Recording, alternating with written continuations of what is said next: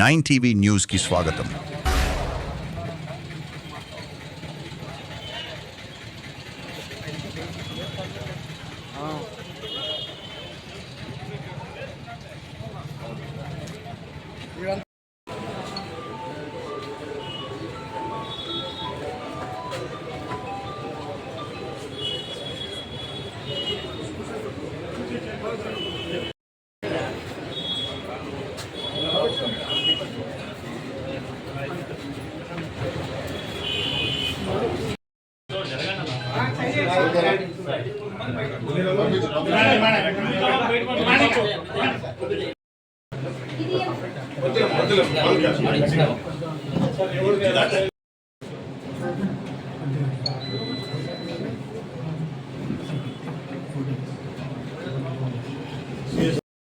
సరే, ఇప్పుడు మీరు కూడా కొద్దిగా సంయమనం పాటించండి. అదేవిధంగా ప్రశాంతంగా ఉంటే సాయంత్రం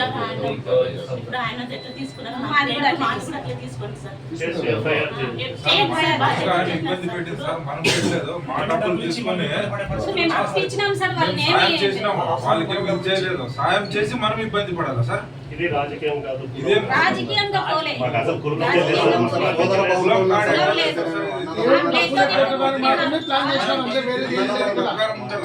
బట్టి వాళ్ళు మేము బ్రదర్స్ ఒకే ప్లేట్ లో తిన్నారు. 100 మంది ఆడ 100 మంది ఇదే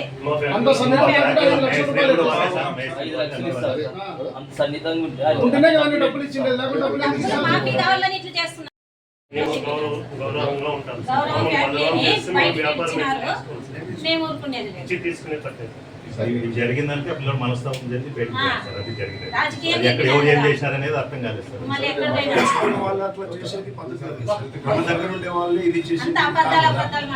సరే సార్, కులానికి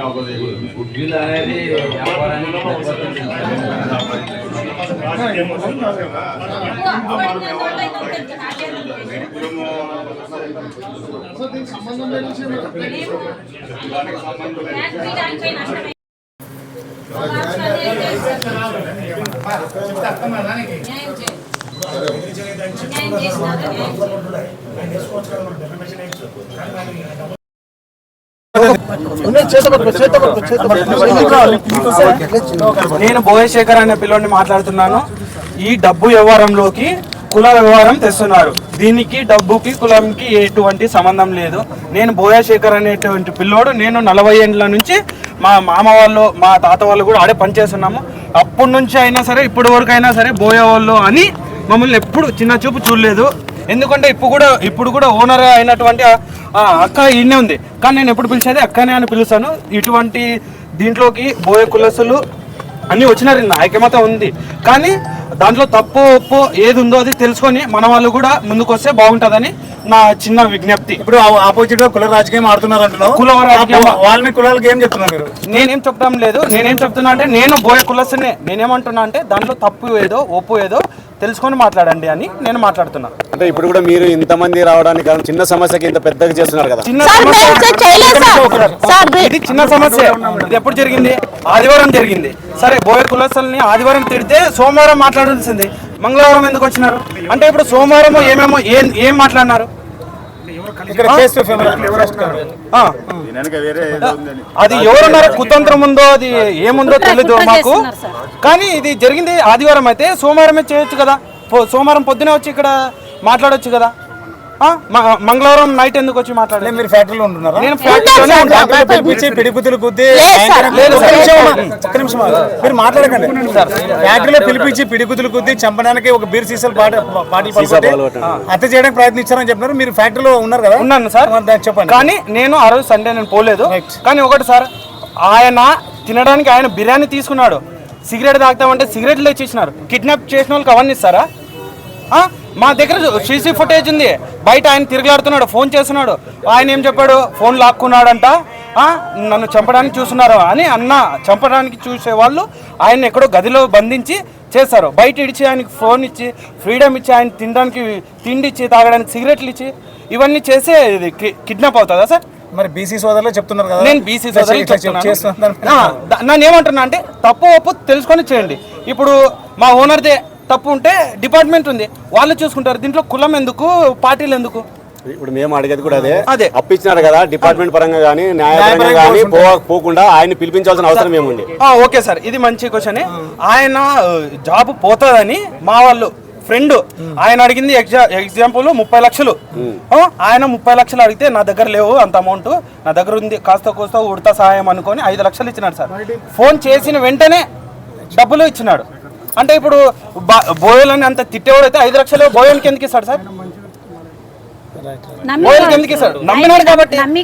బోయేడు పక్కకు పోతే పక్కన ఆయన పక్కన ఉంటే వరుస పెట్టి పిలుస్తాడు, కానీ బోయ కులస్తుడు అని దూరం పెట్టింది లేదు మా ఓనర్.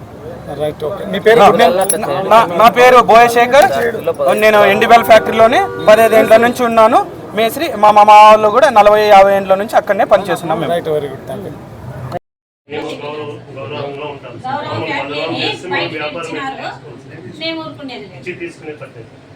జరిగిందంటే పిల్లలు మనస్తాపం జరిగి బయటకు సార్, అది జరిగింది. అది ఎక్కడ ఎవరు ఏం చేశారనేది అర్థం కాలేదు సార్. మన దగ్గర ఉండే వాళ్ళు ఇది చేసి సరే సార్, కులానికి గుడ్డీలు అనేది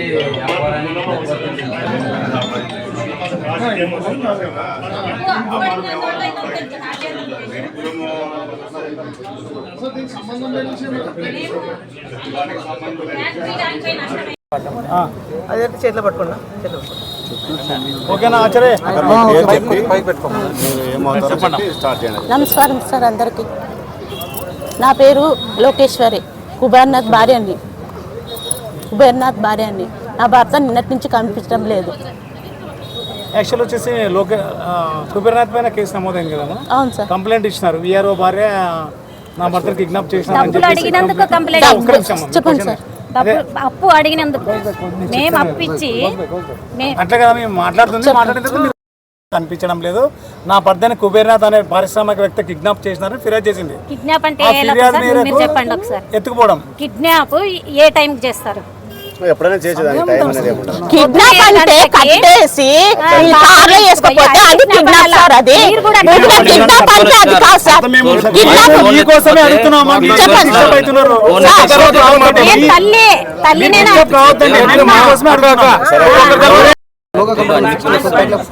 అయిపోయింది సార్, అయిపోయింది.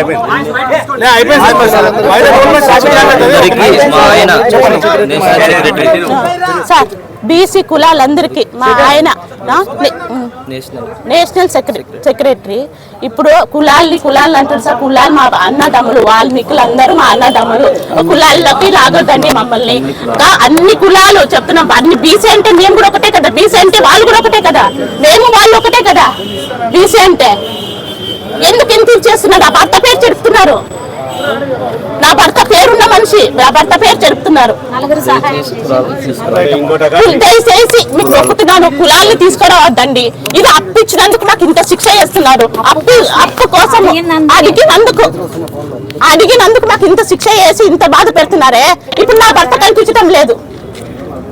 ఇప్పుడు మీ భర్త టీడీపీ పార్టీకి చాలా సేవలు చేస్తారు, పేరుంది కూడా. ఇప్పుడు టీడీపీ పార్టీ ముందుకు వచ్చారని కూడా తెలుస్తుంది. పార్టీ వాళ్ళు మీకు ఏం సంప్రదించలేదు? లేదు సార్, పార్టీ వాళ్ళు అందరూ మాకు సాయం చేసినారు సార్. ఎవరిపైన ఏం లేదు సార్. టీడీపీలో ఉండే కొంతమంది వచ్చినారు, వచ్చి కంప్లైంట్ వాళ్ళు కూడా ఇచ్చినారు. లేదు సార్, వాళ్ళు ఏం చెప్పిన మాటలు విన్నారు సార్. వాళ్ళకి ఏమో తెలియదు సార్. వాళ్ళు చెప్పిన మాటలు విని వచ్చారు. వాళ్ళకి ఏమీ తెలియదు. కులం అన్నందుకు వచ్చినారేమో సార్. కులంది మేము ఎప్పుడూ ఎద్దలేదు సార్. మేము అంతే సార్. విఆర్ఓ సురేష్ భార్య కంప్లైంట్ ఇచ్చింది. ఏమని? నా భర్తను కిడ్నాప్ చేసి వాళ్ళు కొట్టారని, బెదిరించి కొట్టారని కంప్లైంట్ ఇచ్చారు. ఇదింత అబద్ధం సార్, ఇదింత అబద్ధము. నా భర్త పైన లేనిపోని పుకారు పుట్టించినారు వాళ్ళు. మాకి అప్పు ఇచ్చినాం మేము, డబ్బులు 5 లప్పు ఇచ్చినందుకు ఇప్పుడు అట్లా చేస్తున్నారు మా పైన నా భర్త పైన చాలా కఠినంగా శిక్షించాలని నేను కోరుతున్నాను. డబ్బు తీసుకున్న వ్యక్తిని న్యాయ పద్ధతిలో పోయి డబ్బులు వసూలు చేసుకోవాలి, కానీ ఇట్లా దౌర్జన్యం చేయలేదు సార్. పిలుచుకొని వచ్చినాం సార్. అప్పు అడిగేకి పిలుచుకొని వచ్చినారు సార్. పిలుచుకొని వచ్చి కూర్చోపెట్టు ఫ్యాక్టరీలో కూర్చోపెట్టాడు.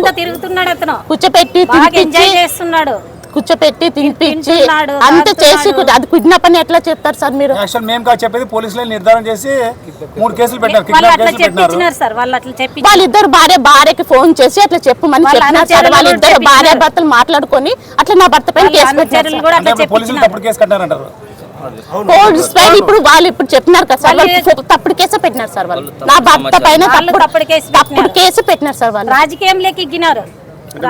మీరు కూడా ఆయన డబ్బులు కట్టకపోతే లీగల్ గా వెళ్ళాలని కోర్టు ద్వారానో సార్ ఏం చేయలేదు సార్. మరి ఏం చేయలేదు సార్, అప్ప అడిగినాం సార్, అంతే అప్ప అడిగినాము రాత్రి వచ్చేసి పోలీసులు అక్కడ సార్. లేనిపోని పుకార్లు పుట్టించినారు సార్, లేనిపోని పొద్దున్న సార్ డ్యూటీ పొద్దున 7 గంటలకి లేదు, మేము కన్ఫ్యూజ్ మాట్లాడాలి.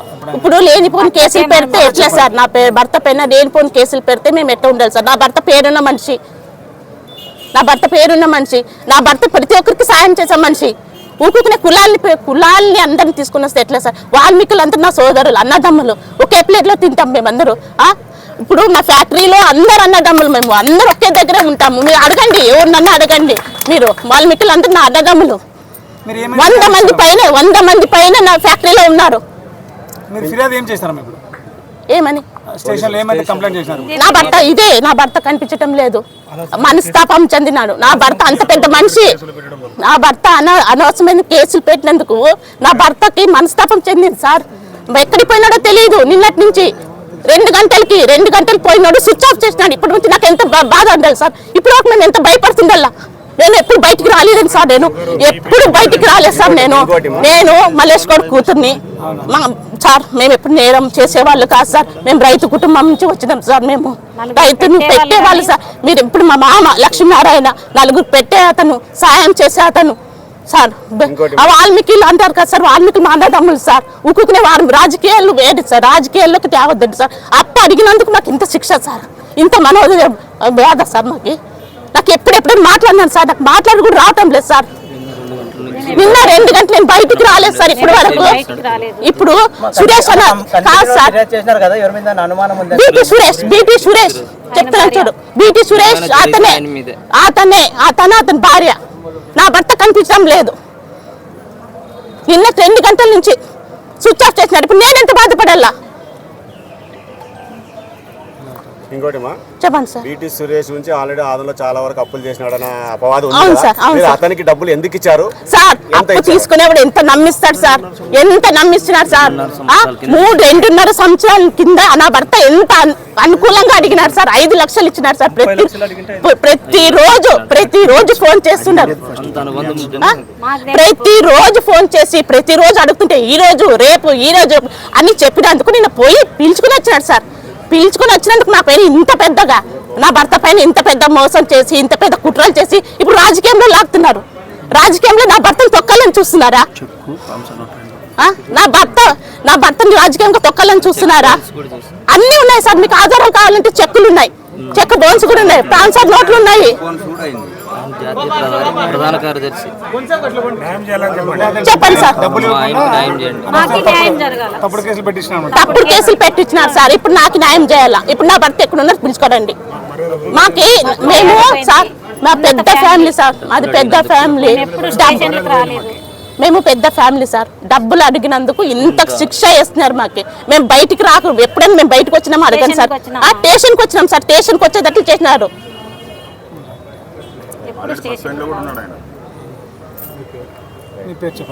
లోకేశ్వరి సార్.